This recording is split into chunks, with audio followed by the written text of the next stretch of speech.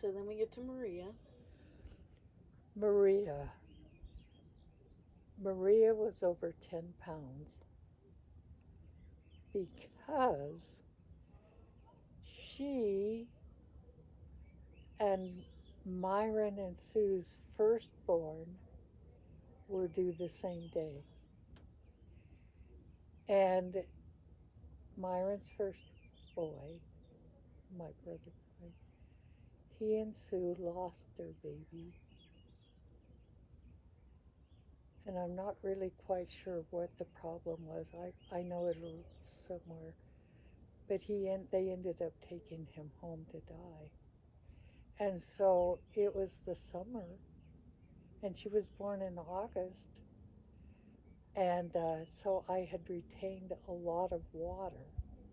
So when Maria was born, she looked huge. She looked like Jackson did when he was born. He did not look like he was a sick baby. So, and neither did she. But the thing is, she lost weight so quickly because it was all water. And so then she ended up with a lot of beautiful curly hair at that point. She curses it now, but I really quite like it. Her hair. She could do with curls or braiding or anything that just looks perfect for her. And she's also the child who always was very sensitive to what I was feeling. If I was really quiet in the car, what's the matter, Mom? You look sad, or you look, whatever. And I'd say, no, I'm just thinking hard about things. And she'd worry, but she was always the one. She was also the one who had the hardest when we had told Brian he had to follow certain rules or he couldn't live at home. And so he went over and lived with his friends, the Buckleys. That's Jason. Oh, that's Jason. Well, who are Right? we on? Yeah. Oh, well, you But said Brian. Oh, no. Uh, uh, that's we're talking about Maria, right? Mm-hmm. Okay.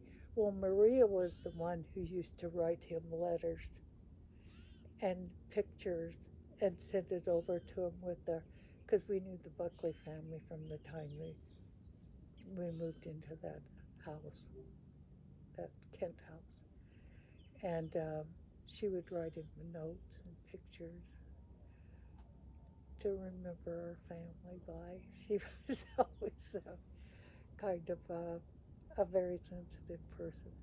She didn't like people to be sad.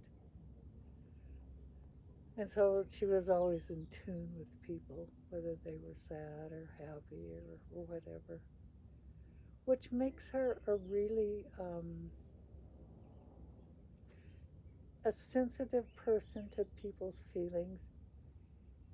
And also Jason has that, where you just kind of sense where people are in their life, or if they're, she kind of has that.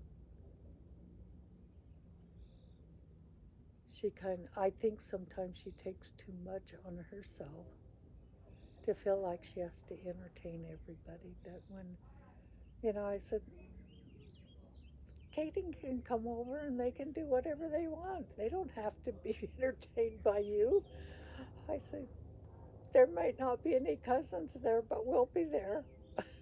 and, and Blake will be there some months at the time. So, but she always thinks about, okay, I gotta, and she's been in Young Women so much, Maria, that she's very into entertaining that age group and making sure they're busy and doing all these activities. And